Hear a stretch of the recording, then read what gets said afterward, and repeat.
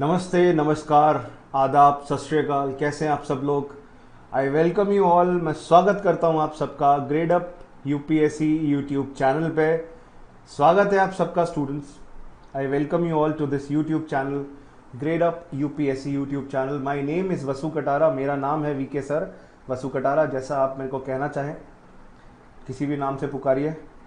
और नमस्कार, good good evening, good afternoon आपके लिए, गुड आफ्टरनून, और बहुत जल्दी गुड इवनिंग भी होने वाला है।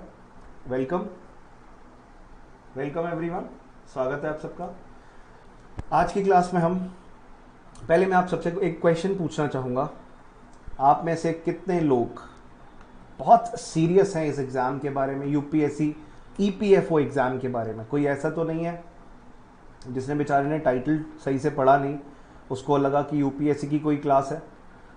अगर आप में से सारे स्टूडेंट्स यूपीएससी ईपीएफओ एग्ज़ाम के एस्पिरेंट्स हैं, तो ज़रा ये बात बताओ, तुम में से एक्चुअली कितने लोग क्लियर करना चाहते हैं इस साल? कितना जोश है?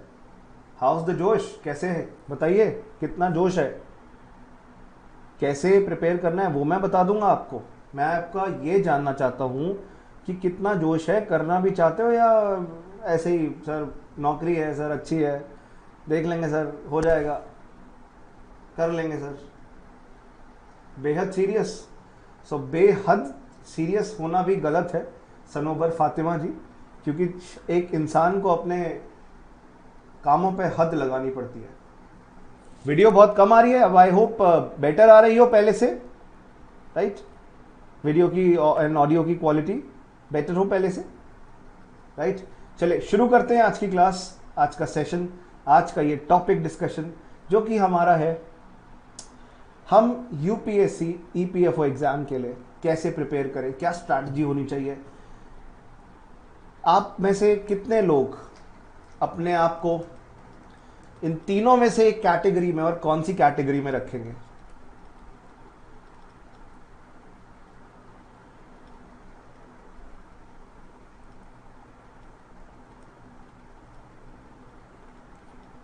इनमें से कौन सी कैटेगरी में खुद को देखते हैं आप?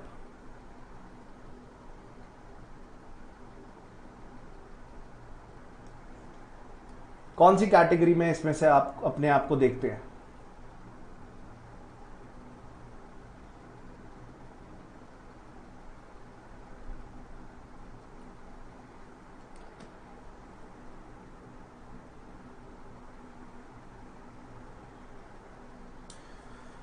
अथर्व कह रहे हैं बिगिनर, उज्जवल बिगिनर, संजीत, अंकित साहू, आरुषि, शीरा, मोनू, रीना, रवि भी रवि मीडियम कह रहे हैं खुद को, गुड।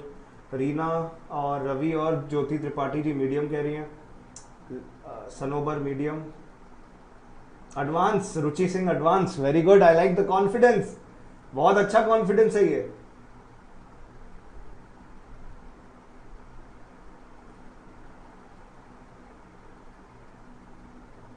राइट?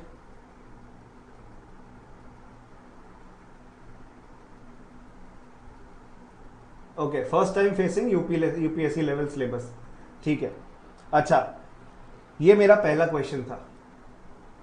दूसरा मेरा क्वेश्चन ये है, आप में से यूपीएससी एग्जाम, क्योंकि ईपीएफओ का तो मैं कुछ बोल ही नहीं सकता, इतना इरेगुलर एग्जाम है, 2017 में हुआ था पिछली बार।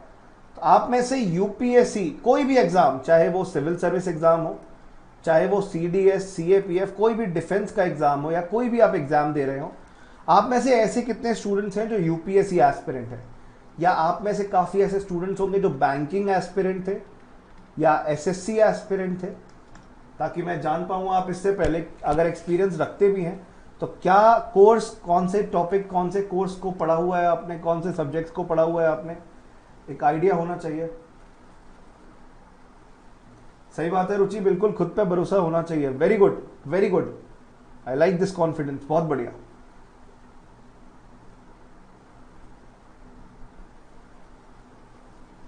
SSC, okay, first time UPSC. Arushi Singh, CSC, okay, good. UPSC strongly focused, ओए my God, strongly, very good यार।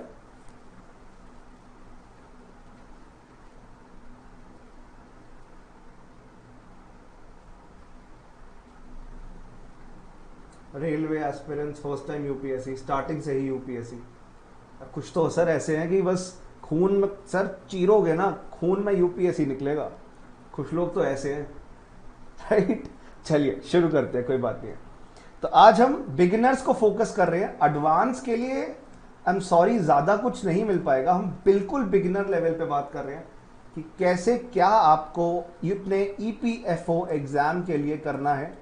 और हालांकि 2020 एग्ज़ाम लिखा है, पर यार 2020 में होने के कोई आसार तो दिख नहीं रहे हैं अभी। हालांकि 2021 भी हो सकता है। देखिए गाइस, अब आप सबके मन में एक सवाल होगा, सर कितने दिन बचे हैं यूपीएससी ईपीएफओ 2020 एग्जाम के लिए? How many days are left? आप सबके मन में ये सवाल आ रहा होगा कि कितने दिन बचे हैं यूपीएससी ईपीएफओ 2020 एग्जाम के लिए, राइट। देखिए डेज का भी कोई कुछ नहीं कह सकता। UPSC is yet to release information. UPSC अभी बताएगी आपको कि कौन सी तारीख को आपकी परीक्षा होगी। इस बारे में जानकारी अभी यूपीएससी देगी। तो सर मतलब कुछ नहीं पता। ऐसे तो कभी भी एग्जाम कभी भी एग्जाम हो सकता है, 2021 में भी हो सकता है। सर क्या किया जाए? सर मोटिवेशन ही नहीं आ रहा है। देखिए अगर आप कहते हैं मोटिवेशन, बेटा मोटिवेशन ना आपका इस बात को सोच के नहीं आता कि डेट आगे चली गई है, पढ़ूं ना पढ़ूं, क्या करूं कैसे करूं। आपका मोटिवेशन इस बात को सोच के आना चाहिए कि अगर ये करना है तो करना ही करना है। आप खुद को मोटिवेट करने की कोशिश मत करें। आपको ईपीएफओ एग्जाम करना है, क्लियर करना है, नहीं करना? बिल्कुल करना है सर तभी इस यूट्यूब इस सेशन में जुड़े हैं सर, वरना हम भी 30-40 मिनट खराब करने वाले लोगों में से नहीं है। तो हमें तो जुड़ना है सर। अब यार अगर आपको एग्जाम क्लियर करना है, एक बात बताओ, तो डेट से क्या एक्चुअली कोई फर्क पड़ता है? अगर 2 महीने डिले हो जाता है, अगर 3 महीने डिले हो जाता है, अक्टूबर में होना था, जनवरी फरवरी में हो जाता है, तो क्या एक्चुअली कोई फर्क पड़ता है? नहीं। आप सबको बस एक काम करना है, you all have to work harder. और कैसे वर्क हार्ड करना है ये मैं बताऊंगा। प्रिपरेशन अगर आज से मान लो स्टार्ट कर रहे हो, क्लास खत्म होने के 10 मिनट बाद पानी पियो, वॉशरूम जाओ, बैठ जाओ पढ़ने के लिए, तो क्या करेंगे, कैसे शुरू करेंगे? देखिए मैं आपको सुझाव दूंगा। मैं आपके ईपीएफओ एग्जाम के सिलेबस को 3 पार्ट में कंपार्टमेंटलाइज करता हूं, part 1, part 2 and part 3। 3 parts में कंपार्टमेंटलाइज कर देता हूं, 3 पार्ट्स में, कि ताकि ना आसान होगा हमें पढ़ने के लिए, हमें समझने के लिए, राइट। एक आइडिया हमें तभी मिलेगा। और सर ये मैं कंपार्टमेंटलाइज करूंगा आपके सिलेबस के हिसाब से, because you know what, knowing about your syllabus is the best thing you can do. आपका सिलेबस क्या है इसके बारे में जानना आपके लिए सबसे आवश्यक होगा। सर ये 3 पार्ट्स क्या हैं? फर्स्ट पार्ट, जब मैंने आपसे पूछा कि आप में से यूपीएससी का कितना बैकग्राउंड है, उसका रीजन ये था, first part, first question, history, polity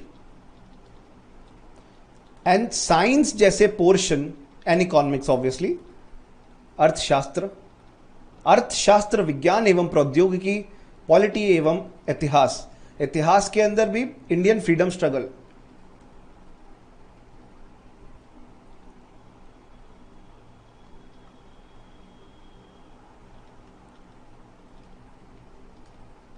स्वतंत्रता संग्राम। अगर आप यूपीएससी एस्पिरेंट रहे हैं तो कहीं ना कहीं आपने पोर्शन पढ़ा हुआ है, खत्म किया हुआ है, ठीक है, पहली बात। दूसरी बात, दूसरा पॉइंट यहां पे यह आता है, तो सर आपने अभी यूपीएससी के 4 पॉइंट्स 1, 2, 3 एंड 4, इनके अंदर मुझे करंट अफेयर्स भी लिख लेने चाहिए, क्योंकि अगर आप सिविल सर्विस एग्जाम या और किसी एग्जाम की तैयारी कर रहे हैं यूपीएससी के लिए, तो ये आप 5 पोर्शन तो कर ही रहे होंगे। ये है आपका पोर्शन नंबर 1। पोर्शन नंबर 2 है अकाउंटिंग प्लस इंडस्ट्रियल रिलेशन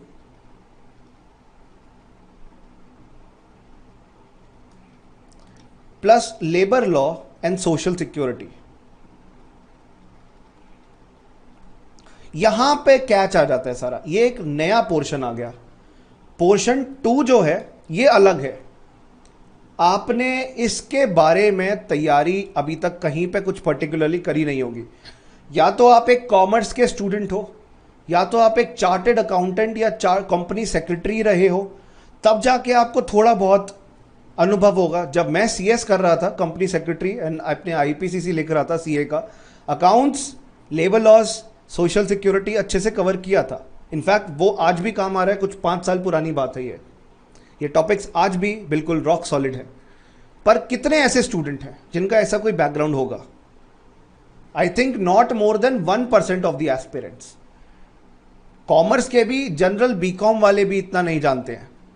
मैं खुद एक बीकॉम एमकॉम छात्र रह चुका हूं, मैं जानता हूं इतना जनरल स्टडीज होता है, जनरल टीचिंग होती है उसके अंदर, कि अकाउंट्स के बारे में, industrial relations, labour law, social security के बारे में आप इतना नहीं समझ पाएंगे जो कि एग्जाम के लिए रेलेवेंट है। या तो आपको पता भी होगा तो एक वो समुद्र की तरह होगा, it will be like a vast ocean, vast ocean, समुद्र की तरह होगा कि पता बहुत कुछ है, पर इस एग्जाम के लिए कैसे उसे आपको पढ़ना है वो आइडिया नहीं होगा। राइट? करेक्ट? तो सेकेंड पोर्शन ऐसे स्टूडेंट्स के लिए है। So what did I just say? Labor law, social security, industrial relations, and accounting principles, general accounting principles. ठीक है? इसके बाद अब तीसरी कैटेगरी जो है दोस्तों, वो है हमारे एसएससी एंड बैंकिंग स्टूडेंट से रिलेटेड, जिसके अंदर जनरल मेंटल एबिलिटी,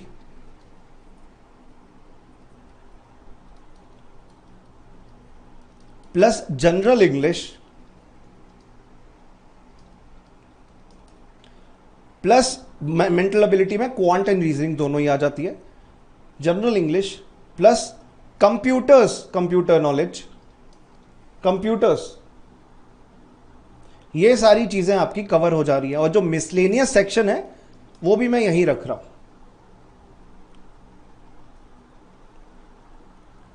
उसको भी मैं यहीं रख रहा हूं। Class will be free, class will be available. See Atiya Tabassum, पहली बात तो नमस्कार आपको मेरी तरफ से, स्वागत है आपका, आई वेलकम यू। और मैं ये कहना चाह रहा हूँ कि हमारी यूट्यूब के ऊपर फ्री क्लासेस होती है, हमारी ग्रेडअप मोबाइल ऐप के ऊपर फ्री क्लासेस होती है। अदरवाइज आप हमारे कोर्स के साथ जुड़ना चाहें तो बहुत ही रीजनेबल प्राइस पे कोर्सेज भी अवेलेबल होते हैं।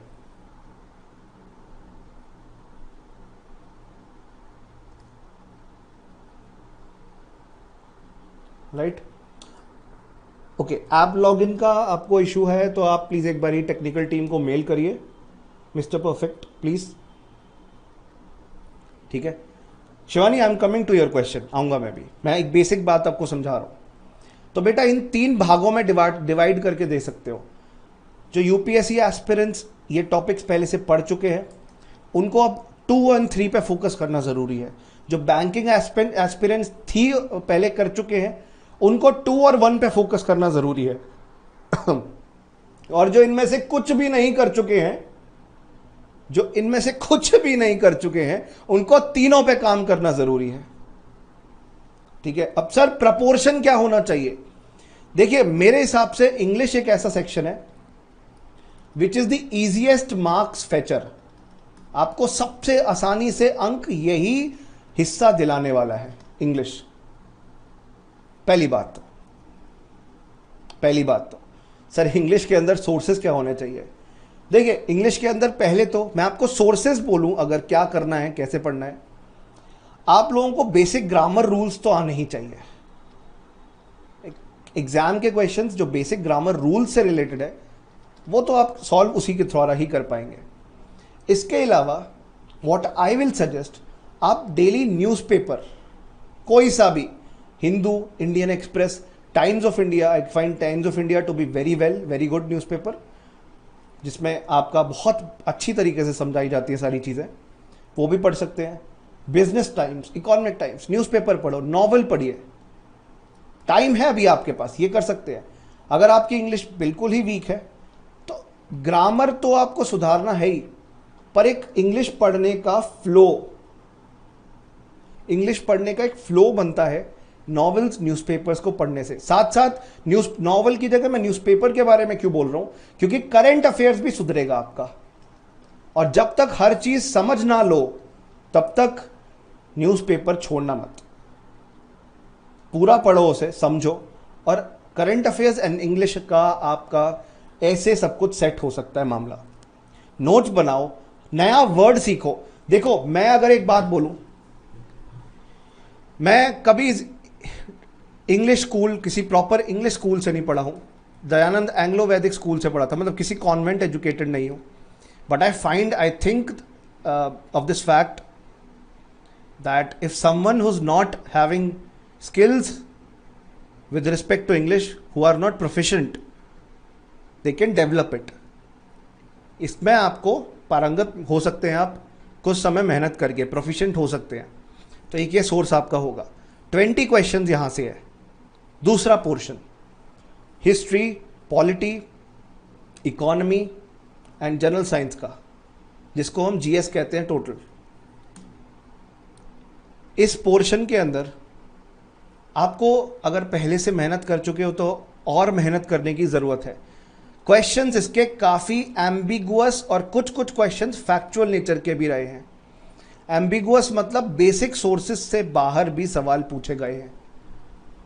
So what I am trying to tell you कि आप एक बिल्कुल एग्जैक्ट क्लैरिटी से इन पोर्शंस के सामने प्रिपरेशन नहीं कर सकते कि अगर ये पढ़ा तो यही निकलेगा। इंडियन पॉलिटी फिर भी थोड़ा प्रिडिक्टेबल है, हिस्ट्री क्योंकि इसका इंडियन फ्रीडम स्ट्रगल है।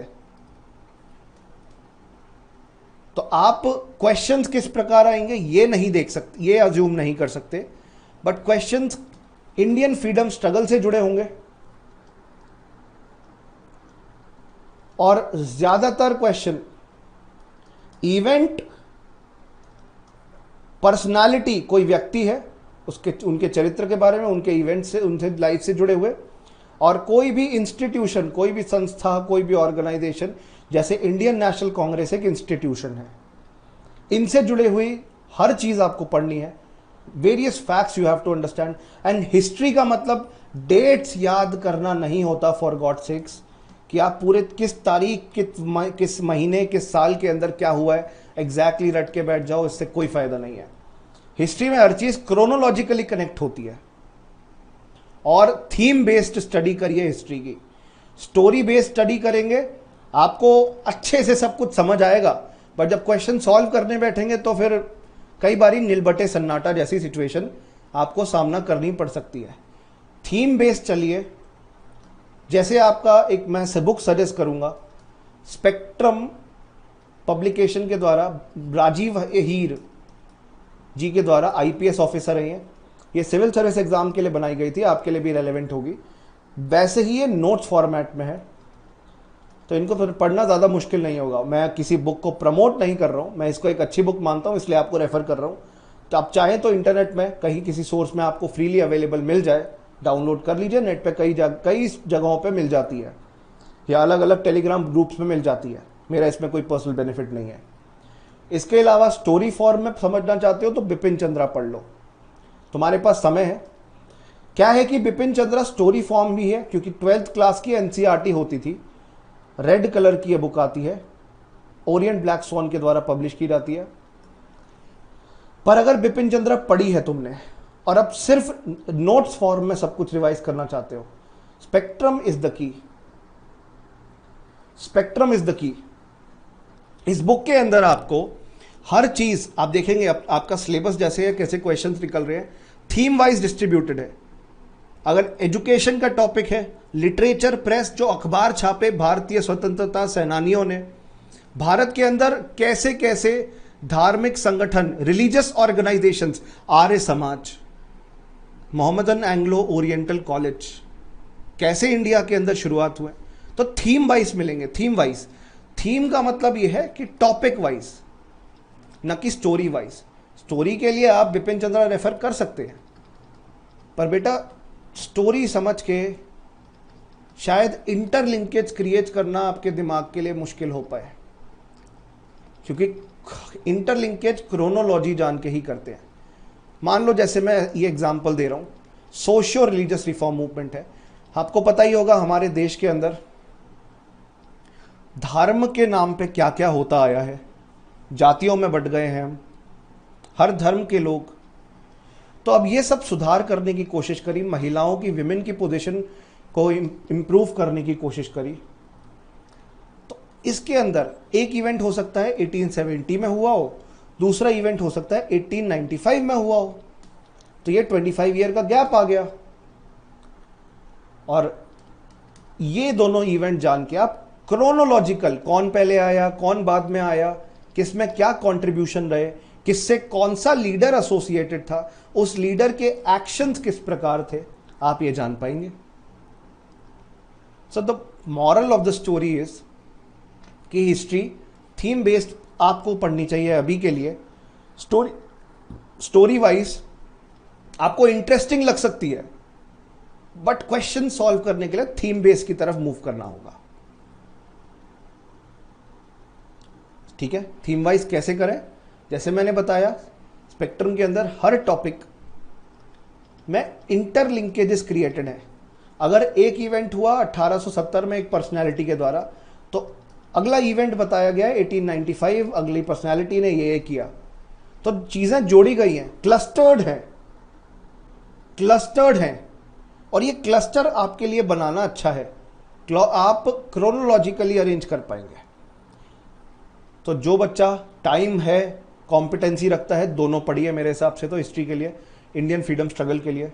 एंड ट्राई टू, देखिए समय है, मैं इसलिए कह रहा हूं 1750s से कर सकते हो तो करो, अथवा आपके सिलेबस में 1857 भारत के अंदर रिवोल्ट जब शुरू हुआ था, जिसको पहला स्वतंत्रता संग्राम कहते हैं, फर्स्ट वॉर ऑफ इंडिपेंडेंस कहते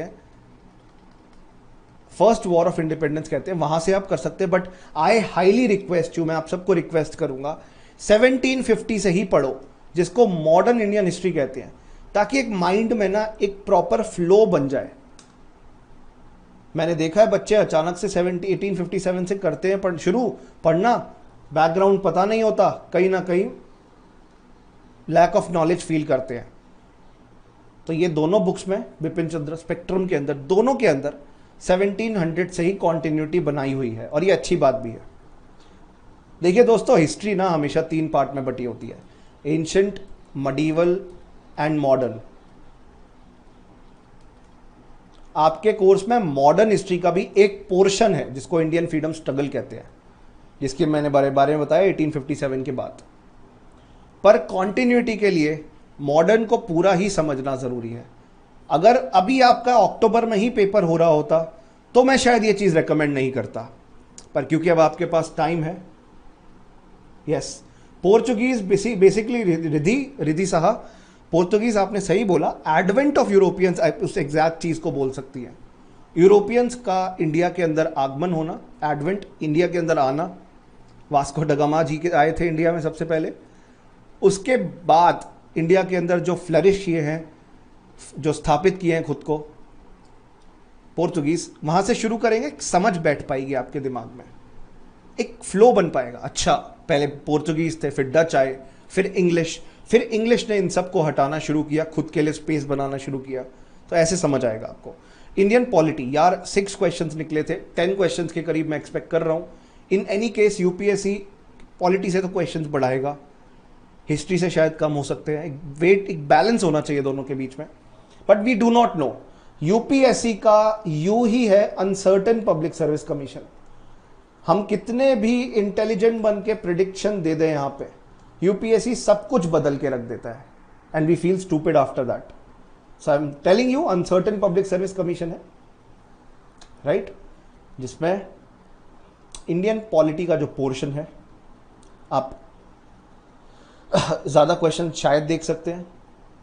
मेरे को 6 क्वेश्चंस कम लग रहे हैं, इसलिए मैंने कहा कि इसकी वेटेज बढ़ेगी। इंडियन पॉलिटी का पोर्शन लक्ष्मीकांत से पढ़िएगा। लक्ष्मीकांत में आपको सारे चैप्टर्स पढ़ने की आवश्यकता नहीं है।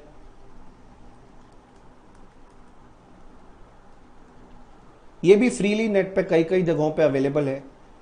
लक्ष्मीकांत इंडियन पॉलिटी की, एम लक्ष्मीकांत बुक का नाम है। अब सर पढ़ना कैसे ऐसे, बुक तो आपने बता दी। इसमें चैप्टर्स हैं। चैप्टर नंबर 1 है हिस्टोरिकल बैकग्राउंड। आपको यहीं से शुरू करना है, ऐतिहासिक पृष्ठभूमि से, हिस्टोरिकल बैकग्राउंड से। एंड खत्म कहाँ करना है सर? Non constitutional bodies. उसके आगे कुछ इलेक्टोरल लॉज से जुड़े हुए चैप्टर हैं, वो पढ़ने की जरूरत नहीं है। वो यूपीएससी सिविल सर्विस एग्जाम के लिए फिर भी थोड़ा रेलेवेंट हो सकता है। प्लस उसका कॉस्ट बेनिफिट रेशो अच्छा नहीं है कि आप इतना कुछ पढ़े भी और उसमें से सवाल क्या निकले, एक या एक भी नहीं, तो there is no point of running after this. Yes, Atiya Tabassum हमारा कॉम्प्रिहेंसिव कोर्स ही है बिल्कुल, जिसमें आपका सारा सिलेबस कवर होना चाहिए।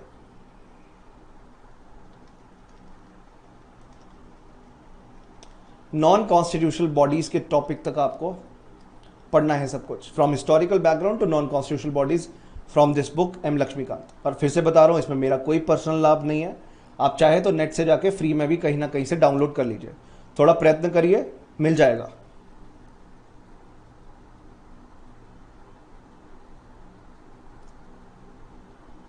चैप्टर नंबर्स यार एग्जैक्टली मैं आपको ऐसे बता नहीं सकता। एग्जैक्टली एक्चुअली मेरे पास बुक भी नहीं है इस टाइम पे, राइट? मेरे पास बुक भी नहीं है इस टाइम पे, बिकॉज आपको एक बेसिक आइडिया मैं दे रहा हूं। हिस्टोरिकल बैकग्राउंड से non constitutional body, after that there is no point of study. Cost benefit ratio अच्छा नहीं है। आपके पास महेश कुमार बर्नवाल है, ठीक है, अच्छी बुक है, ठीक है वो भी, पर वो पीसीएस के लिए ज्यादा रेलेवेंट है। वो पीसीएस के लिए ज्यादा रेलेवेंट है, ये भी याद रखिएगा। अब इसके अलावा Indian economy and current events and developmental issues. Economics के पोर्शन में दो चीजें आपकी हैंड इन हैंड चलती हैं, एंड आई थिंक आपको नमन जैन सर की क्लासेस यूट्यूब पे जो है देखनी चाहिए, ये समझने के लिए कि कैसे नमन जैन सर फ्लो क्रिएट करते हैं, दो टॉपिक्स को जोड़ते हैं, राइट? एक होता है बेसिक, बेसिक के साथ साथ कॉन्सेप्ट भी बिल्ड किया जाता है, और उस कॉन्सेप्ट को करंट से रिलेट किया जाता है, करंट अफेयर्स से। इकोनॉमिक्स वो चीज़ है जो आए दिन बदलती है, हिस्ट्री वो चीज़ है जो एक बार हो गई तो हो गई, फिर नहीं बदलेगी, पर इकोनॉमिक्स आए दिन बदलती है। अगर आप वॉलेटिलिटी के मामले में देखें, इकोनॉमिक्स सबसे वोलाटाइल, सबसे ज़्यादा बदल जाने वाला टॉपिक है। सेकंड पे है हिस्ट्री, सेकंड पे है पॉलिटी, एंड थर्ड पे है हिस्ट्री।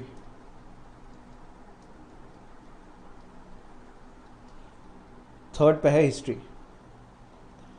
इकोनॉमी के अंदर आपको जो भी पढ़ रहे हो करंट से रिलेट करना है।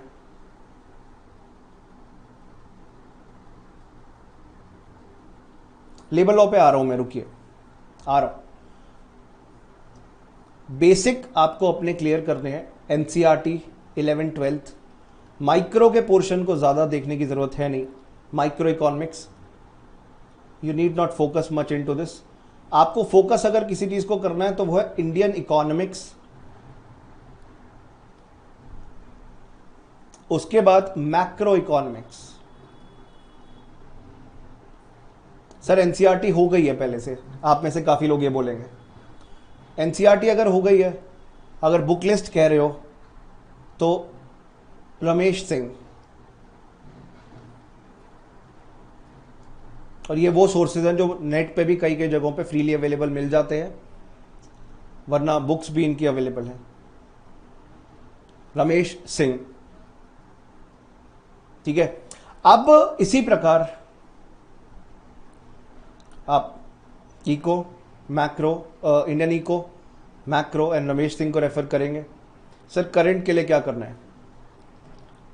लाइव मिंट न्यूज़पेपर डेली का पढ़िए, एंड आपको कोई भी टर्मिनोलॉजी मिले इकॉनमी के अंदर टर्म दो चीज़ें होती हैं, एंड अगेन मैं बोलूँगा, नमन जैन सर की इकोनॉमिक्स की वीडियोज़ है, देखिएगा कि वो टर्मिनोलॉजी एक्सप्लेन करते हैं पहले और फिर उससे रिलेट करते हैं। हमारे यूट्यूब चैनल पे ही आपको पूरी प्लेलिस्ट मिल जाएगी उनकी।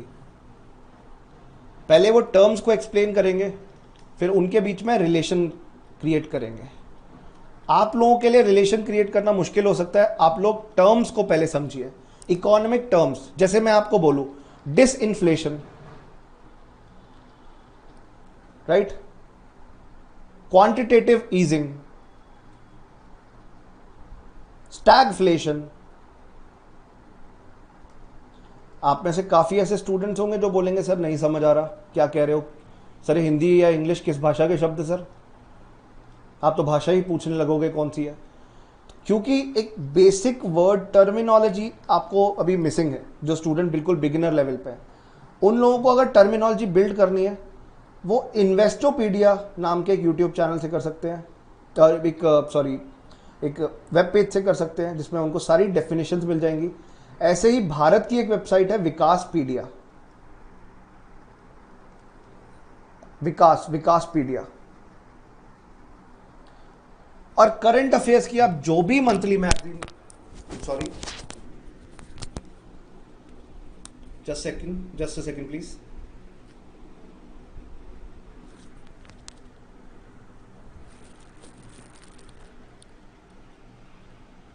या सो करंट अफेयर्स के लिए आप जो भी मंथली मैगजीन यूज कर रहे हैं, कुछ भी यूज कर रहे हैं, मैं मंथली मैगजीन इसलिए बोलूंगा क्योंकि मंथली कंपाइलेशन बेहतर होते हैं एज कंपेयर टू जो आप एक साथ वो जो क्रैश कोर्स टाइप के कंपाइलेशन खरीद लेते हैं ना दुनिया भर की वेबसाइट से, या डाउनलोड कर लेते हैं फ्री में। वो बहुत फैक्चुअल ओरिएंटेड होता है, उसके अंदर कोई कॉन्सेप्ट नहीं समझाया जाता। मैं तो यही कहूंगा आईएएस इंस्टीट्यूट के, अदरवाइज ग्रेड अप के, क्योंकि हमारे यहाँ में हमारे नोट्स में विश्लेषण या एक्सप्लेनेशन भी होता है, which is important for your purpose, for your examination purpose. I am telling you one by one, please थोड़ा सब्र करें, सारी बातों पे आ रहा हूं। करंट अफेयर्स आप इन सोर्सेज से रेफर करें, और मैंने न्यूज़पेपर का तो आपको मार्गदर्शन दिया ही है।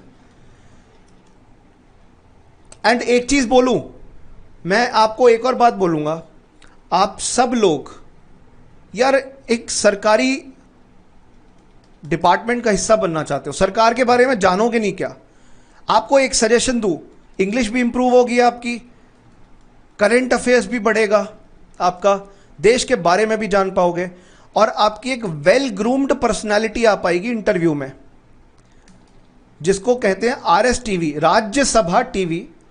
ये एक सरकारी यूट्यूब चैनल है, इस पे आप डिबेट्स देखिए, बिग पिक्चर नाम की डिबेट है, इंडियाज वर्ल्ड, दुनिया के बारे में आपको इतना ज्ञान मिल जाएगा। तो आपका इंग्लिश की प्रॉब्लम सॉर्ट हो गई, अंग्रेजी बोलना भी सीख लोगे, करंट अफेयर्स के साथ भी आप अप टू डेट हो जाओगे, और एक वेल ग्रूम्ड पर्सनालिटी, उनको बोलते हुए देखिए जरा आप। बाकी क्या है, क्या हुआ है अब तक, लोग आदी हो गए हैं न्यूज चैनल्स पे एक दूसरे को लड़ते हुए देखने के लिए, गाली गलौज हो रही है आजकल तो न्यूज चैनल्स पे यार, अब्यूजिव वर्ड्स थ्रो करे जाते हैं, स्लैंडर फेंका जाता है। तो ये चीजें एक स्टूडेंट के लिए, एक वेल ग्रूम्ड पर्सनालिटी जिस इंसान में होनी चाहिए, उसके लिए अच्छा नहीं है। मान लेते हैं तुमने पेपर रिटर्न क्लियर भी कर लिया, फिर क्या करोगे इंटरव्यू में, क्या करोगे? क्या तुम 2 महीने 3 महीने या 4 महीने में अपनी पर्सनालिटी ग्रूम कर सकते हो? लोगों को 20-20 साल लगते हैं। आपको अगर अपनी पर्सनालिटी ग्रूम करनी है तो आई am telling you, Rajya Sabha TV discussions देखिए, खुद ही आपको थोड़े दिनों में इंटेलेक्चुअल फील होने लगेगा, ऐसा लगेगा कि नॉलेज एनहांस हो रही है आपकी, राइट? ओके, तो आरएस-टीवी आपको सजेस्ट कर रहा हूं मैं। इसके साथ साथ कुछ गवर्नमेंट के वेब पेज होते हैं यार, कोई आपने स्कीम सुनी, और ये आपको सोशल सिक्योरिटी और लेबर लॉ में बहुत हेल्प करेगा। कोई भी आपने गवर्नमेंट की स्कीम सुनी, कहां देखोगे जाके? Where will you see, where will you find that scheme? कौन सा सबसे ऑथेंटिक सोर्स है? सरकार की स्कीम है, सरकार की नीति है, सबसे ऑथेंटिक सोर्स सरकार का ही तो होगा। उसको कहूंगा मैं PIB, प्रेस इंफॉर्मेशन ब्यूरो। सरकार का एक तरीके से कम्युनिकेशन पोर्टल है। इसके अंदर आपको गवर्नमेंट स्कीम्स और गवर्नमेंट जो प्रोग्राम्स, इवेंट्स कुछ भी कंडक्ट कर रही है, सारी जानकारी मिलेगी। क्या कहते हैं इसे? PIB। अच्छा, बट सर लेबर लॉ और सोशल सिक्योरिटी में कुछ ना कुछ bills, acts, factories act, maternity benefit act, code on social security, code on wages, employ provident fund act, equal remuneration act, कितने सारे एक्ट्स हैं सर ये समझ नहीं आते कई बार ही, पता है क्योंकि ना सर एक्ट, अगर बेयर एक्ट पढ़ने बैठोगे उस दिन से ही तुम पढ़ाई छोड़ दोगे, मेरी गारंटी है। जिस दिन किसी ने इन सारे लेबर लॉस के बेयर एक्ट खोल लिए, इसलिए तुम विजिट करो एक और ऐसी संस्था है PRS के अंदर आपको सारे government laws, labour laws parliament के अंदर पेश किए गए हैं या पास हो चुके हैं, चाहे 100 साल पुराने हो, चाहे 100 दिन पुराने हो, सारी जानकारी आपको मिल जाएगी। और वो भी कैसे? ऑर्गेनाइज्ड फॉर्मेट में, पॉइंट वाइज मैनर में। अब बताओ, कोई बुक खरीदने की जरूरत है? जो ये मार्केट में यूजलेस बुक्स सेल हो रही है ना, regarding your exam, EPFO exam, हुआ बना रखा है, सब पढ़ो। वो सब खुद इन सोर्सेज से तो इंफॉर्मेशन इकट्ठी करते हैं, और आप भी उसमें जुड़ जाएंगे तो फिर क्या ही लॉजिक है। और फिर वो बुक घर की टेबल पे, जिस टेबल पे रखी थी उसी टेबल पे पड़ी रहेगी। आप खुश हो ना हो, आपका कबाड़ी वाला खुश हो जाएगा, नई नई बुक्स मिलती हैं ले जाने के लिए। तो there is no point, go and study these sources. एक लिस्ट बनाओ लेबर लॉ की, सोशल सिक्योरिटी इनिशिएटिव्स की, और फिर पढ़ना शुरू करो। सर सोशल सिक्योरिटी इनिशिएटिव्स के बारे में आप बोल ही रहे हो, तो एक बार इनके बारे में थोड़ा डीपली जाके बताओ यार। लेबर लॉज एक तो इंडस्ट्रियल रिलेशन है, इसके अंदर थ्योरी ऑफ लेबर पढ़ना पड़ता है, इंडस्ट्रीज की थ्योरीज पढ़नी पड़ती हैं, एक एम्प्लॉयर और एम्प्लॉई के बीच में रिलेशनशिप कैसे प्रमोट किया जाता है ये देखना पड़ता है। ठीक है, रिलेट कर रहा हूं, बता रहा हूं कैसे एम्प्लॉयर और एम्प्लॉय के बीच में एक अच्छा रिलेशनशिप क्रिएट करा जा सकता है। इंडस्ट्रियल रिलेशन क्या है? एम्प्लॉयर एम्प्लॉय के बीच में रिश्ता, एक एम्प्लॉयर का दूसरे एम्प्लॉयर के साथ रिश्ता, एक एम्प्लॉय का दूसरे एम्प्लॉय के साथ रिश्ता, इसको कहते हैं इंडस्ट्रियल रिलेशंस। ये होते हैं इंडस्ट्रियल रिलेशंस। इनके लिए कुछ थ्योरीज हैं, उनको समझना आपके लिए जरूरी है। ठीक है, लेबर लॉ, पूरे लॉस के लिए अगर खुद से प्रिपरेशन कर रहे हो, हम तो जैसे अपने कोर्सेज में हर एक लॉ को एक्सप्लेन करते हैं, एक पूरी लिस्ट तैयार करो लेबर लॉ से जुड़े हुए लॉस, और ज़्यादा मुश्किल नहीं है। लिस्ट में हर एक लॉ के बारे में नोट्स बनाना शुरू करो। प्रथम 1 सेकंड रुकिए बेटा, 1 मिनट रुक जाओ बस। तो वो जब तुम सारे लॉज कंबाइन कर लोगे, उनके बाद PRS पे पढ़ना शुरू करो, सारे लेबर लॉज को। और इसी प्रकार आपको इतनी क्लैरिटी मिल जाएगी, क्योंकि बहुत वेल ऑर्गेनाइज्ड है और कोई पैसा भी नहीं देना, सरकारी ऑर्गेनाइजेशन है, तो सेल्फ स्टडी जो कर रहे हैं उनके लिए बेस्ट है। अदरवाइज हमने अपने कोर्सेज में मॉड्यूल्स बना रखे हैं हर लेबर लॉ के लिए, तो आप अगर जुड़ेंगे तो आपको वो मिल सकते हैं। इसके अलावा social security, sir social security में ज्यादातर स्कीम्स पे जोर रहता है। 1-2 क्वेश्चन आते हैं जो किसी ना किसी सोशल सिक्योरिटी के थ्योरी से आ जाएंगे। मैं अगर आपको बोलूं थ्योरी पे टाइम इन्वेस्ट करना, ठीक है कर लो, इग्नू का ही मटेरियल पढ़ना, इग्नू का फ्रीली अवेलेबल इंटरनेट पे आपको सोशल सिक्योरिटी मॉड्यूल मिल जाएगा, मॉड्यूल ऑन सोशल सिक्योरिटी। जिसके अंदर एक अच्छा सा आपको कवरेज मिल जाएगी बेसिक्स के साथ, इग्नू के मटेरियल के साथ। मैं भी जैसे पर्सनली आपके नोट्स बनाता हूँ क्लास के, तो इसको यूज़ करता हूँ, मेरे को बहुत अच्छा सोर्स लगता है। कोई बड़ी बुक लेने का कोई फ़ायदा नहीं है। और ये तब है जबकि बेसिक बैकग्राउंड है मेरा सोशल सिक्योरिटी लेबर लॉ में, ये तब है, तब मैं बता रहा हूँ कि ये सोर्स अच्छा है and it is freely available. अब पर लॉजिक आपका ये कहता है कि सोशल सिक्योरिटी, देखो अमेरिका के अंदर अमेरिकन सिटीजन को क्या सोशल सिक्योरिटी मिल रही है, तुम्हारे लिए रेलेवेंट कैसे है? चाइना के अंदर चाइनीज सिटीजन को क्या सोशल सिक्योरिटी मिल रही है, तुम्हारे लिए कैसे रेलेवेंट है? आज से 80 साल पहले 70 साल पहले क्या सोशल सिक्योरिटी होती थी, तुम्हारे लिए कैसे रेलेवेंट है? नहीं है ना। तो करंट गवर्नमेंट स्कीम्स जो आज भी सिटीजन्स को मिलती है, उनको आपको पढ़ना है। करंट अफेयर्स पढ़ोगे तो अपने आप एक राउंड अप होता जाएगा। अदरवाइज गवर्नमेंट ऑफ इंडिया की जितनी भी सोशल सिक्योरिटी से जुड़ी हुई स्कीम्स है, उनको एक राउंड अप मारो, कुछ पोर्शंस में डिवाइड करके। फॉर एग्जांपल रिटायरमेंट बेनिफिट के तौर पे, एक्सीडेंटल बेनिफिट, इसी के अंदर मैं एक सब सेक्शन साथ में ही पास में लिख रहा हूं, हेल्थ सिकनेस और इलनेस में, बीमारी और अस्वस्थ होने पर इस्तेमाल किया जाता है।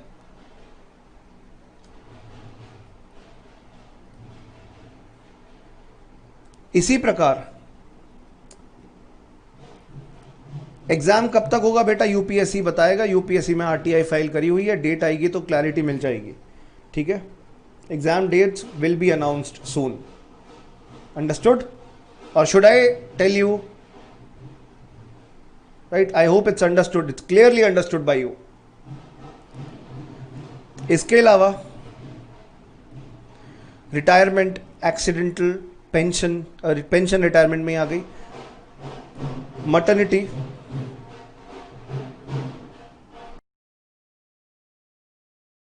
Guys 1 minute please.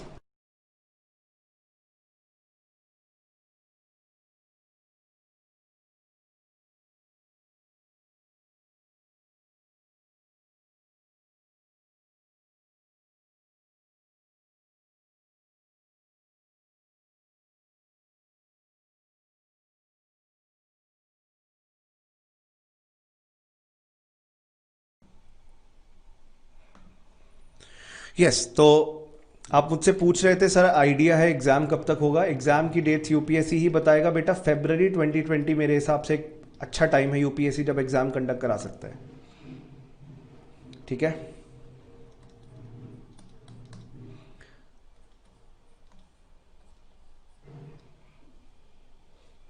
मैटरनिटी और डेथ के बाद इंश्योरेंस,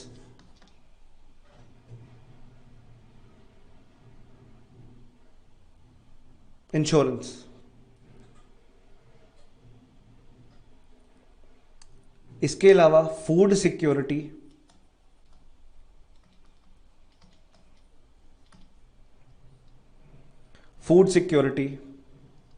और फाइनेंशियल इंक्लूजन, ये कुछ। और इसके अलावा एक मिसलेनियस कैटेगरी में छोड़ देता हूं, जिसमें आप और भी कोई बची है तो आ जाएगी। फाइनेंशियल इंक्लूजन, वित्तीय समावेशन, तो ये सारे पोर्शंस हैं। इससे जुड़ी हुई सरकार की सारी currently running social security schemes और उनके इंपॉर्टेंट प्रोविजन, स्कीम्स और उनके प्रोविजन वाइज पढ़ना है आपको। प्रावधान क्या है, प्रोविजंस देखने हैं। करंट अफेयर्स इसके, हाँ उज्जवल बिल्कुल, करंट अफेयर्स इसके सोशल सिक्योरिटी के पोर्शन पे। करंट अफेयर्स कब से कब तक करने हैं? जनवरी 2020 इज अ गुड स्टार्ट। मैं हालांकि नवंबर 2019 कहता, पर मैं जनवरी 2020 कहूंगा अगर फरवरी 2021 में होना है। देखिए कई यूट्यूब चैनल कई जगहों पे आपको खुश करने के लिए कि बस मार्च से पढ़ लो, अप्रैल से पढ़ लो, जून से पढ़ लो। यार मेहनत करो थोड़ी। ये सारे जिस दिन एग्जाम होता है ये सब लोग मुंह छुपाते हैं कि अरे 2-3 साल पुराने क्वेश्चंस भी आ गए। मैं आपको कहूंगा जनवरी 2022 फरवरी 2021, जब तक आपका एग्जाम नहीं हो जाता, ठीक है, तब तक credit facilities Riddhi financial inclusion में ही आ गया, ठीक है।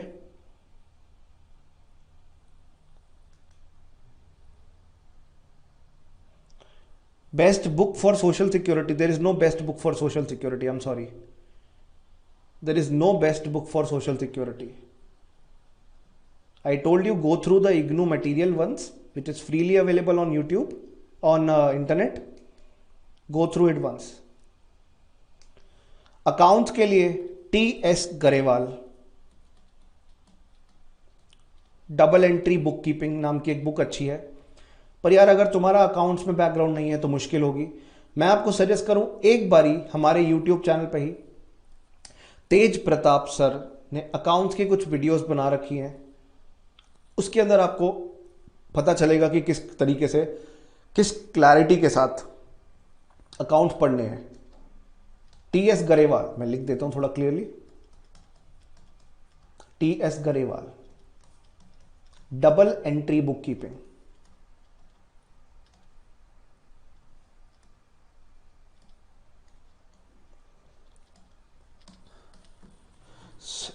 ओके वेट, तो इससे आपके सारे पोर्शन हो जाते हैं.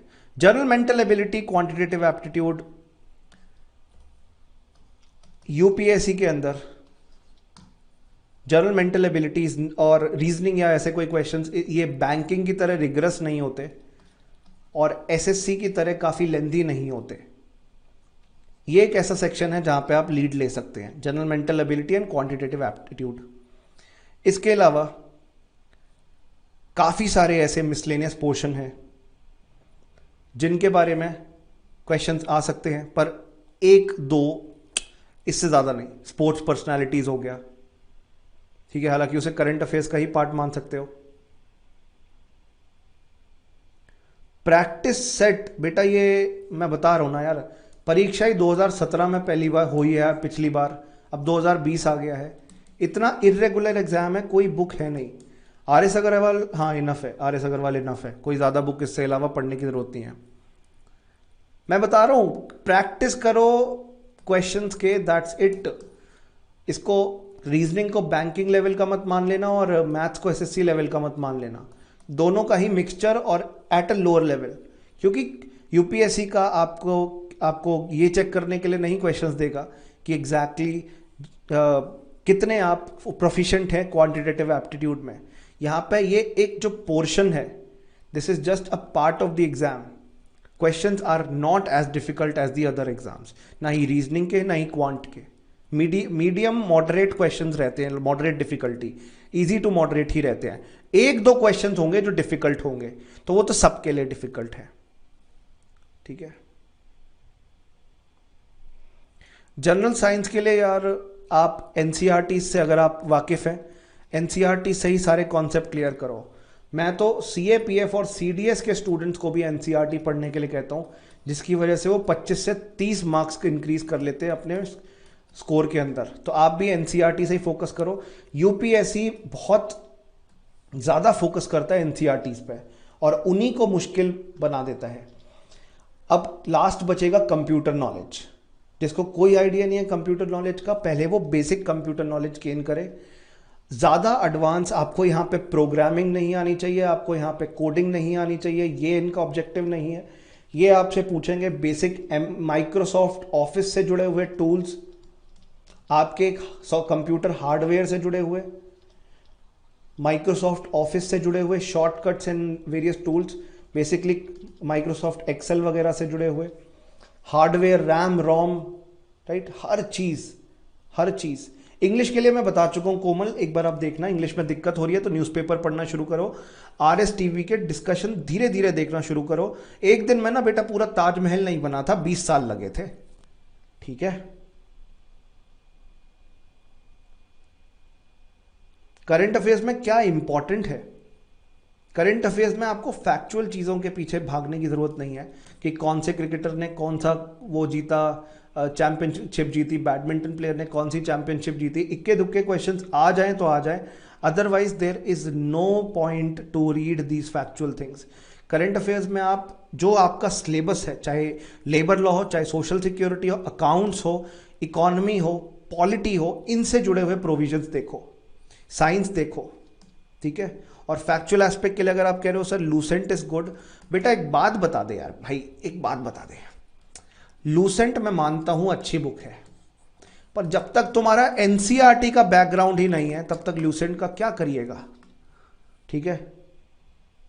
जब तक तुम्हें बेसिक आइडिया है ही नहीं तो फिर ल्यूसेंट का क्या करोगे। ल्यूसेंट में सारे फैक्ट्स निचोड़ के रखे हुए हैं, कंडेंस्ड वर्जन है वो। जब तुम्हें कॉन्सेप्ट ही नहीं पता तो फैक्ट तो यार एक तोते की तरह रटने का क्या फायदा बनता है। मैंने आपको एनसीईआरटीज पढ़ने बोला है ना, साइंस एंड टेक्नोलॉजी की तीनों, physics chemistry bio, from 6th to 12th। और मैं ये सिविल सर्विस एस्पिरेंट्स को ही बोलता हूँ, और क्वेश्चंस निकलते हैं, कोई हाई फाई बुक लेने का कोई फायदा नहीं है। जो चीज़ पढ़ रखी है तुमने अपने 6th to 12th के अंदर, वही चीज़ अच्छे से रिवाइज करो, कमांड बिठाओ उस पर। और जिस दिन तुम्हें लगता है कमांड बन गई है ना, आंख बंद करके रिवाइज करने की कोशिश करना कि किस कॉन्सेप्ट का क्या मतलब होता है। अगर आपको आंख बंद करके भी ब्लाइंडली भी सब समझ आ रहा है, याद हो रहा है, तब ठीक है। 6th to 12th, 6ठी से 12वीं, ठीक है। 6th to 12th से बेसिक से एडवांस तक जा रहे हो।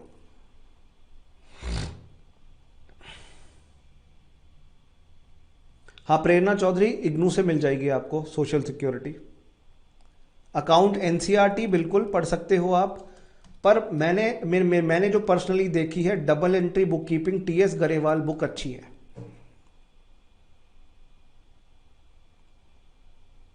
हाँ एनुल उस्मान, मैं बता चुका हूँ, इंडियन फ्रीडम स्ट्रगल आपके सिलेबस में है। आपने सिलेबस नहीं पढ़ा क्या अपना? सिलेबस पढ़ो ना एक बारी, जो तो मैं बता रहा हूँ वही है। तो आप सर टाइम कैसे इन्वेस्ट करूँ मैं? 1 month आपका अगर बिल्कुल बेगिनर हो, डेडिकेटेड जाएगा पॉलिटी और हिस्ट्री को पढ़ने में। नेक्स्ट 1 month आपका जाएगा इकोनॉमिक्स और साइंस के कॉन्सेप्ट क्लियर करने में। फिर आपका 1 month जाएगा लेबर लॉ, सोशल सिक्योरिटी को कवर करने में। फिर आपका 1 month के करीब जाएगा जनरल मेंटल एबिलिटी और कंप्यूटर नॉलेज, सीके, इसको पढ़ने में। इस सब के दौरान आप अपनी इंग्लिश इंप्रूव करे जा रहे हैं, न्यूज़पेपर रीडिंग और नॉवल रीडिंग और राज्यसभा टीवी देखकर। साथ साथ करंट अफेयर्स में एक एज पाते जा रहे हैं। अगर अकाउंट्स बिल्कुल कुछ नहीं आता तो लास्ट में पढ़ना।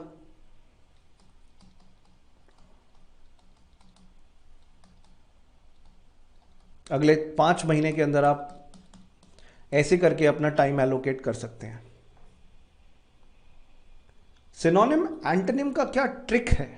रूट वर्ड्स होते हैं यार, रूट वर्ड्स पढ़ने होंगे, और एक बार रूट वर्ड समझ लिए उसके बाद तो मैं सिनोनिम एंटोनिम दोनों ही बन जाएंगे। आर.एस. अग्रवाल अच्छी बुक है क्वांट के लिए, बिल्कुल अच्छी है। कंप्यूटर के कितने क्वेश्चंस आए थे बता रहा हूं। ये आपको स्टडी प्लान समझ आ गया, क्लैरिटी है अब? आई होप स्टडी प्लान आपको क्लियरली समझ आ गया है, राइट? और दोस्तों ये जो भी मैंने बोला है ये एक कान से निकाल के दूसरे कान से निकलना नहीं चाहिए। डिसिप्लिन्ड मैनर के अंदर, डिसिप्लिन्ड मैनर के अंदर करना है वास्तव में, ये याद रखिएगा प्लीज, ये प्लीज याद रखिएगा। अब इसके अलावा सिलेबस प्लीज एक बार ही पढ़ो। हमारी ग्रेडअप सर्च करना, ग्रेडअप गूगल पे, ग्रेडअप ईपीएफओ सिलेबस, आपको सिलेबस भी मिल जाएगा, वरना स्टडी प्लान आपके साथ शेयर किया जा रहा है, उसके अंदर आप देख सकते हैं, राइट? इसके अलावा स्पेक्ट्रम में कुछ इंपॉर्टेंट, भाई स्पेक्ट्रम पूरी इंपॉर्टेंट बुक है भाई, उसको कलेक्ट करके एक साथ बनाया गया है, इसलिए अब तुम उसमें यार तुम नोट्स के अंदर भी नोट्स बनाना चाहते हो, मतलब एज इट इज तुम्हें स्पेक्ट्रम नोट्स फॉर्म में दी है, उसमें भी तुम इंपॉर्टेंट चाहते हो, वो पूरी इंपॉर्टेंट ही है। हाँ प्रथम, सॉरी आपके डाउट पे मैं आ नहीं पाया था। प्रथम मोटिवेशन कैसे आएगा? दोबारा शेड्यूल नहीं बन पा रहा, मैंने बस अभी आपके साथ शेड्यूल शेयर किया है पिछले 2 मिनट पहले, वो एक आपके लिए अच्छा शेड्यूल हो सकता है। कंप्यूटर के लिए Sumita Arora book, I haven't seen this book, I am sorry, मैंने जानता नहीं हूं कौन सी बुक है। एनसीईआरटी का साइंस बुक पढ़ना है 6 to 12 ओनली। एनसीईआरटी यस प्रेरणा, अभी आप 6 to 12 स्टार्ट करिएगा बिल्कुल। क्वेश्चंस तो हिंदी में आएंगे ना, हाँ क्वेश्चंस भी। अरे बेटा इंग्लिश पोर्शन भी है तुम्हारा यार, क्या बात कर रहे हो यार तुम भी, एक बार सुनते नहीं हो। जनरल इंग्लिश के जब मैंने कहा 20 के करीब सवाल है, तो ये आपको हिंदी में ट्रांसलेट करके नहीं मिलेंगे, आपकी इंग्लिश ही चेक कर रहे हैं, ये आपकी इंग्लिश ही चेक कर रहे हैं। और रिधि साहब बेटा ल्यूसेंट तभी किसी को काम आएगी जब उसके बेसिक कॉन्सेप्ट क्लियर होंगे, वरना रटने का क्या फायदा यार। इंटरव्यू हिंदी में बेटा, तुम पेपर तो निकाल लो, फिर तुम फारसी में भी दोगे, यूपीएससी तुम्हारी बात सुनेगा। इंटरव्यू तक तो पहुंचो। मैं मजाक नहीं कर रहा हूं, यूपीएससी पंजाबी तेलुगु हर भाषा में इंटरव्यू लेता है। तुम फारसी में देना चाहोगे वो भी लेगा, कोई दिक्कत नहीं है, तो पहुंचो तो सही। इंटरव्यू का इतनी आगे की सोच कैसे लेते हो यार, मुझे ये नहीं समझ आता। ठीक है, अब प्लीज ध्यान से सुनिएगा, क्वालिटी पे फोकस करिए, घंटों पे नहीं। कितने आवर्स स्टडी करना है sir? 8 hours, 10 hours, 12 hours, 14 hours. Sir 25 hours पढ़ें क्या? पढ़ लो, 25 घंटे भी पढ़ के देख लो कभी, पर वो तुम्हारे महीने में 25 घंटे होंगे, 25 दिनों में 1-1 घंटा, कोई फायदा नहीं है इतना। क्वालिटी पे फोकस करिए, टॉपिक्स को कंप्लीट करने पे को फोकस करिए, खींचने पे नहीं। अपने गोल्स, मुझसे तुम गोल मांग रहे हो, this is a obscene thing कि सर आप मेरे लिए गोल्स बना दीजिए। अरे भाई तुम्हें पता होना चाहिए सर ये चीज इतने समय में ही कंप्लीट करनी है। लिमिटेड बुक्स रखो, मैंने लिमिटेड तुम्हें चीजें बताई हैं, तुम पहले इतना तो करो। ठीक है विराट, मैं भी आ रहा हूं तुम्हारी बात पे, रुकिए। अपने डेली के आज क्या करना है, एक हफ्ते में क्या पाना है, एक महीने में क्या करना है, सब प्लान आउट करो। अब जैसे मैंने तुम्हें हिस्ट्री और पॉलिटी को 1 मंथ में करने के लिए बोला है, प्रैक्टिकली मैंने भी किया हुआ है, कोई बड़ी बात नहीं है। 1 मंथ के अंदर हिस्ट्री जैसे 1 मंथ करना है। अब एक वीक के अंदर क्या करना है, मान लो हिस्ट्री स्पेक्ट्रम से पढ़ रहे हो या किसी भी सोर्स से पढ़ रहे हो, बिपिन चंद्रा से, किसी से भी, तो मैं पता है कि मैंने शुरू करा 1770 के फेज से, तो मैं 1909 तक तो पहुंच ही जाऊं एक हफ्ते में। और अगर आज शुरू कर रहा हूं तो चैप्टर 1 और 2 डे का प्रतिदिन का खत्म करो। तो अपने टारगेट्स को छोटे से छोटा में ब्रेक कर लो। ठीक है, हाँ संजीत, जब टाइम मिल जाए आपको तब करना है ऐसा, छोटे से छोटे अपने टारगेट्स ब्रेक करो। राइट, आपकी प्लानिंग पता है फेल क्यों होती है? आपकी कोई कमी नहीं है इसमें, आपकी कोई कमी नहीं है। Your planning fails because your goals are too big. Make smaller goals, छोटे लक्ष्य बनाए। और आपको बस एक बात बता दूं, किसी भी व्यक्ति को, जैसे अर्जुन से भी पूछा गया था क्या दिख रहा है, सिर्फ चिड़िया की आंख, सिर्फ उसे देखो यार। हर इंसान एनलार्ज करता है चीज़ों को अपनी आंखों के सामने, डोंट डू दैट। सिर्फ छोटे छोटे गोल्स ब्रेक करो और उनको स्टडी करने की कोशिश करो। ठीक है, और जैसे जैसे गोल्स को आप कंप्लीट करते जाओगे, अचीव करते जाओगे, आपका मेन गोल पूरा होगा। ठीक है, इसके अलावा यार हमारे यूट्यूब चैनल से जुड़े रहो। तो मैं यहाँ पे मेंटर करने, हम लोग किसी का कोई फ़ायदा नहीं है यार, सच बोलूँ किसी का कोई फ़ायदा नहीं है आपको यहाँ पे फ्रीली मेंटर करने में, सिर्फ तुम्हारा फ़ायदा है। तो इसलिए इस चीज़ को ना समझो, अगर यहाँ पे कुछ तुम्हें दिया जा रहा है उसको रिस्पेक्ट करो और समझो, और be prepared for the unexpected. ये भी मैं बोलूँगा कि कल जाके बोलोगे सर आपने सब करने बोला, सर हमने किया भी पर रिजल्ट नहीं मिला। सर रिजल्ट के पीछे ना बेटा कोई नहीं भाग सकता। अनएक्सपेक्टेड पब्लिक सर्विस कमीशन है ये, uncertain public service commission UPSC, कुछ भी चेंजेस कर सकता है। पर आपको क्या करना है, आपको स्मार्ट वर्क करना है। स्मार्ट वर्क जिसके अंदर आप सिर्फ एक लिमिटेड स्ट्रैटेजी लेकर चल रहे हैं, जिसमें टाइम लिमिटेड लगा रहे हैं आप और एफर्ट्स गेन कर रहे हैं ज़्यादा। और आपका इसमें से लाभ हो रहा है, right. R S Sharma sufficient है, बिल्कुल बिल्कुल बिल्कुल शिवानगी, बिल्कुल। इंग्लिश के लिए कोई बुक, मैंने तो बेटा तुम्हें सब, मैंने रोज का जो 10 रुपए देकर तुम्हारा न्यूज़पेपर आता है उसमें किसी भी बुक जितने शब्द ही होंगे उसको तो पढ़ना शुरू करो। ग्रामर के लिए बोलोगे तो रेन एंड मार्टिन,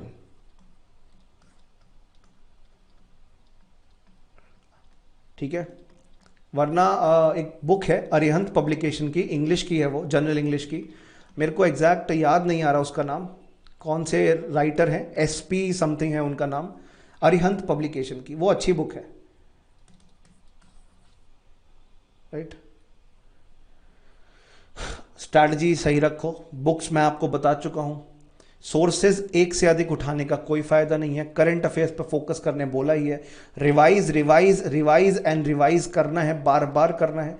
एक बात बोलूं, ये एक शख्स है, ठीक है, मान लो कोई भी इंसान है, I am giving you idea of a man,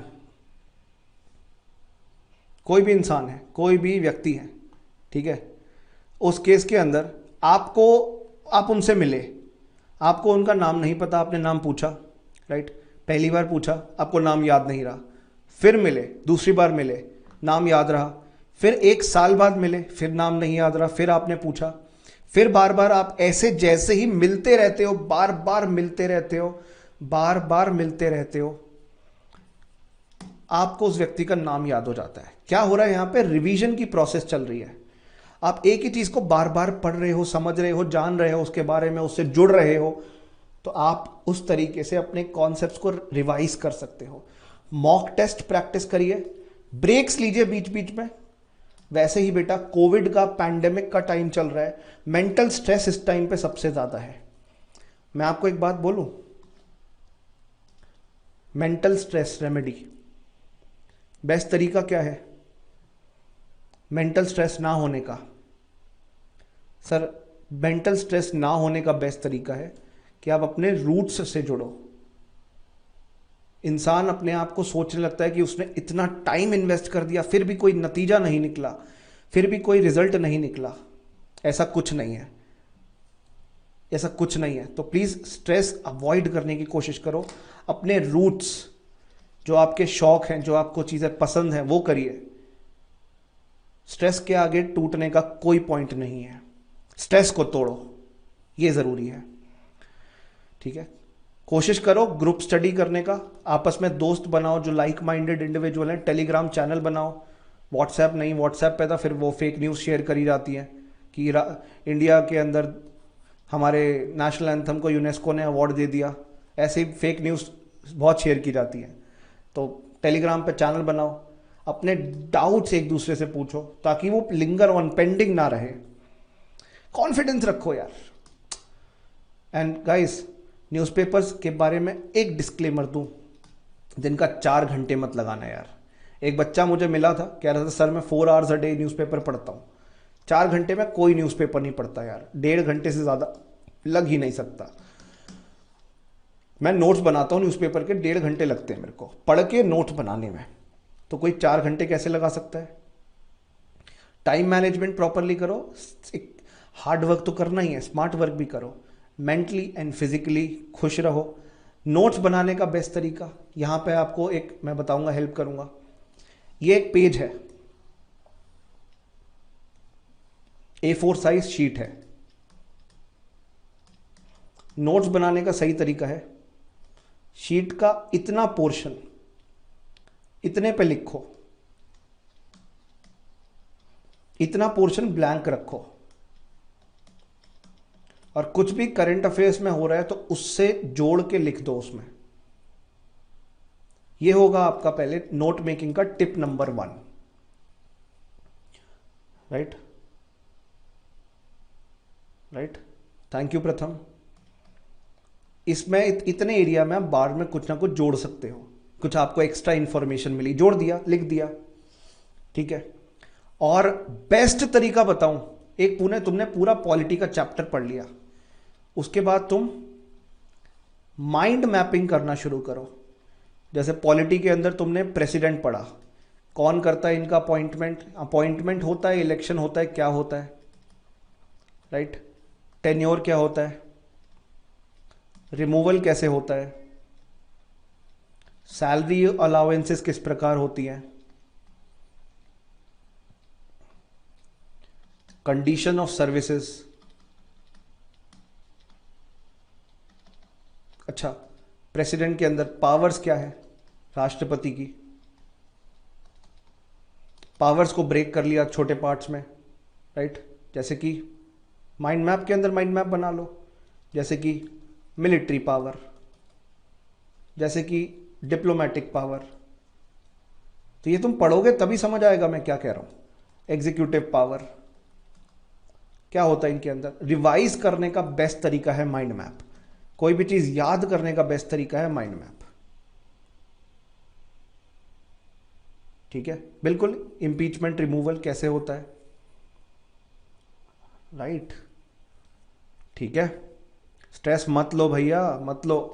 knowing is not enough, we have to apply this knowledge, and willing is also not enough, we must do what is required.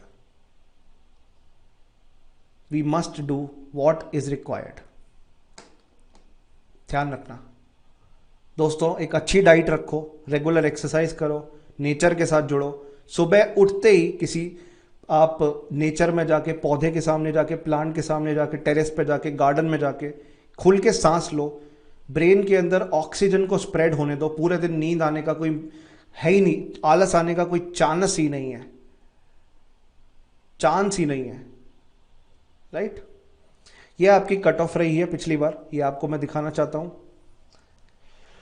आपको कट ऑफ को लेकर कभी भी किसी exam को prepare नहीं करना चाहिए। कट ऑफ आपको कभी भी किसी एग्जाम की प्रिपरेशन में हेल्प नहीं कर सकती है। कॉम्पिटिटिव एग्जाम में आपका कंपटीशन हजारों लाखों लोगों के साथ है। आपको कभी भी कोई कट ऑफ, कोई मदद नहीं कर सकती। आपको सिर्फ अपना बेस्ट वर्जन बन के एग्जाम के अंदर स्कोर करने की कोशिश करनी है। कट ऑफ है मान लो 132, तुम क्या टारगेट लगाओगे 133 नंबर चाहिए? बताओ बताओ, 133 नंबर चाहिए? नहीं सर, मैक्सिमाइज करना है स्कोर, मैक्सिमाइज करना है स्कोर सर। जितना अच्छा, जितना ज्यादा रिटर्न में और जितने ज्यादा इंटरव्यू में, उतना ही ग्रेटर चांस ऑफ सिलेक्शन। तो cut off is there, definitely it is there, you can have a look, but ये तुम्हारा कोई भी ऑब्जेक्टिव नहीं बन सकता कि तुम्हें इसी प्रकार तैयारी करनी है कि सर कट ऑफ में अगर 132 कट ऑफ गई है तो 133 अंक लाऊंगा। नहीं, मैक्सिमाइज करना है तुम्हें अपने चांस को। हाँ, पर यह भी याद रखिएगा, मैक्सिमाइज करने का क्यों कह रहा हूं। Difference between the first ranker and the last person who was selected, general category में 21 अंकों का डिफरेंस था। हर सीट पे एक एक। हाँ, ग्रेडअप ऐप पे हम प्रेरणा, हमारे ग्रेडअप ऐप पे आपको ग्रेडअप मोबाइल ऐप पे डाउनलोड कर सकती हैं प्ले स्टोर पे। आपको रेगुलर नोट्स करंट अफेयर्स के तो मिल जाते हैं, और भी काफी सब्जेक्ट्स के मिलते हैं, फ्रीली अवेलेबल। मैक्सिमम कितने क्वेश्चंस करने? जितने आते हैं। जो नहीं आता वो करना ना एक मूर्ख की प्रवृत्ति है। A stupid person will only do a question which he or she doesn't know without applying himself। अपना इस्तेमाल करे दिमाग। कोई भी ऐसा व्यक्ति कोई सवाल ऐसा करता है जिसमें उसको कुछ नहीं पता, तो वो मूर्ख है मेरे हिसाब से। फिर वो लक के बेसिस पे देने आया है पेपर। बेटा, लक के बेसिस पे पेपर क्लियर होने लगे ना, सब लोग मंदिरों, मस्जिदों, गुरुद्वारों के बाहर ही खड़े रहेंगे, पढ़ेगा कोई नहीं। प्लीज ये मत सोचना, मेहनत करो, सिर्फ मेहनत करो। 100 मार्क्स, 120 क्वेश्चंस, 2 आवर्स, ये आपका एग्जाम पैटर्न है। और 1/3 नेगेटिव मार्किंग है हर गलत सवाल की। हिंदी और इंग्लिश बाइलिंगुअल मोड में आपको एग्जाम लिखने मिल सकता है, हिंदी और इंग्लिश बाइलिंगुअली।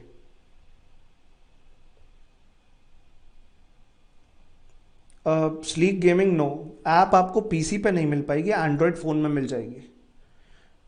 हाँ पर यार, next,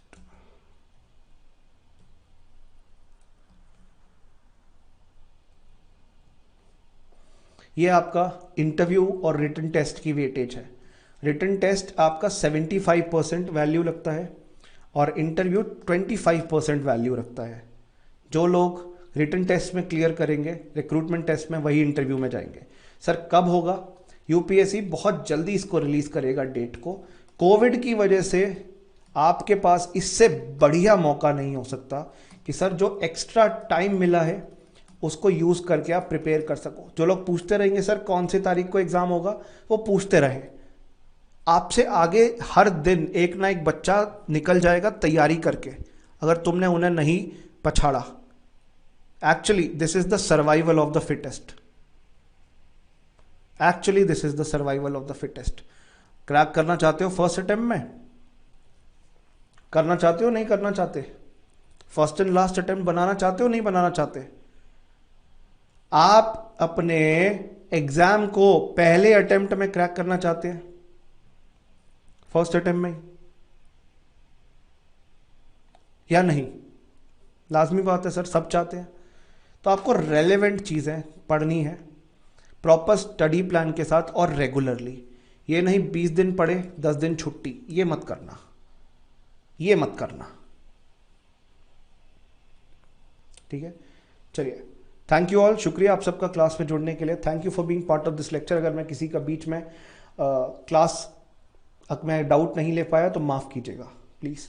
thank you all for being part of this lovely lecture. You are a beautiful audience. आपने बहुत ही अच्छा ब्यूटीफुल कॉन्वर्सेशन किया मेरे साथ। आप सबसे एक स्मॉल रिक्वेस्ट है, एक छोटी सी रिक्वेस्ट है, जितने लोग सेशन देख रहे थे प्लीज एक बार सेशन लाइक कर दीजिएगा। Once please just like the session also, and thank you for being part of this lecture. We'll see each other soon. Regularly आपके YouTube चैनल पे आते रहेंगे, आप भी इंतजार करते रहिएगा। Best of luck from my and, best wishes. मेहनत करते